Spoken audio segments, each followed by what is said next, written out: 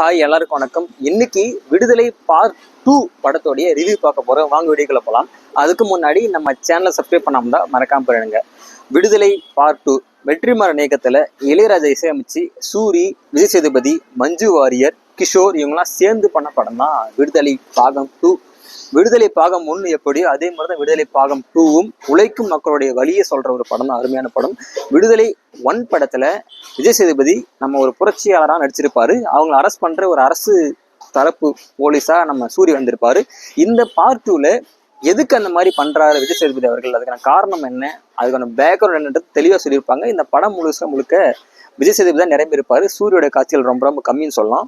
இந்த படத்தோடைய பார்ட் 2 ரொம்ப ஷார்ட்டா சொல்ல போனா, உழைக்கும் மக்களுடைய அந்த உழைப்பையும் சரி, அவங்களுடைய பணத்தையும் சரி, கார்பரேட் கம்பெனிகள்லாம் சுரண்டிக்கிட்டு அவங்களுக்கு கஷ்டத்தை மட்டும் தான் கொடுக்குறாங்க. அவங்களுக்கான சன்மானத்தை கொடுக்கல. அதை எதிர்த்து போராடுற ஒரு போராளியாக தான் நம்ம விஜய் சேதுபதி நடிச்சிருப்பாரு. அவங்கள பவர்ல இருக்கிற, அதாவது அரசியல்வாதிகள், அரசு அதிகாரிகள்லாம் எப்படி பழி வாங்குறாங்கன்றது தான் அந்த படத்தோட மொத்த கதையும். கடைசியில விஜய் சேதுபதியை கொண்டுருவாங்க. ஏன்னா மக்களுக்காக போராடுற எத்தனை பேர் தான் உயிரோடு இருந்திருக்காங்க தெரியல.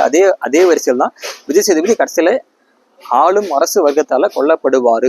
இதுதான் படத்தோடைய மொத்த கதையும். இந்த படம் முடியும் போது சூரிய ஒரு வசனம் சொல்லுவாரு. அது எப்பயுமே மைண்ட்ல ஓடிக்கிட்டே இருக்கு. என்ன வசனம்னா, அரசு அதிகாரிகள்லாம், அரசியல்வாதிகள்லாம் அவங்க வரலாற்றை சொல்றதுக்கு நிறைய வழி வச்சிருக்காங்க, வரலாற்றை சொல்றாங்க அவங்க அதிகாரத்தை பயன்படுத்தி. ஆனா உழைக்கும் மக்கள், பாமர மக்கள்லாம் அவங்க வழியை வரலாற்றை சொல்ல முடியல. அதை கதையாவது சொல்லாமேன்னு சொல்லிட்டு தான் இந்த படத்தோடைய கதையில எண்ட் ஆஃப் த சீன் முடிப்பாங்க. சூரி சொல்லுவாரு, இப்ப நம்ம உழைக்கிறோம், நம்மளுடைய வழியை சொல்றதுக்கு, வரலாற்றை சொல்றதுக்கு எந்த வழியும் இல்லை முறைப்படி. ஆனா அது கதையாவது சொல்லாமேன்னு சொல்லிட்டு தான் அந்த படத்துல எண்ட் பண்ணி முடிப்பாங்க. இதுதான் விடுதலை படத்தோடைய மொத்த கதை.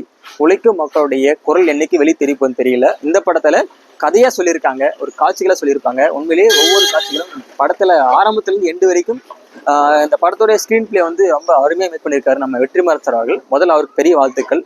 விஜய் சேதுபதி ஒரு புரட்சியாளன் எப்படி பண்ணணுமோ அதுக்கேற்ற மாதிரி கேரக்டரை உள்வாங்கிட்டு ஒவ்வொரு காட்சிகளும், அவர் அடி வாங்குற காட்சிகள், திருப்பும் பதிலடி கொடுக்குற காட்சிகள்லாம் அருமையாக பண்ணியிருப்பாங்க.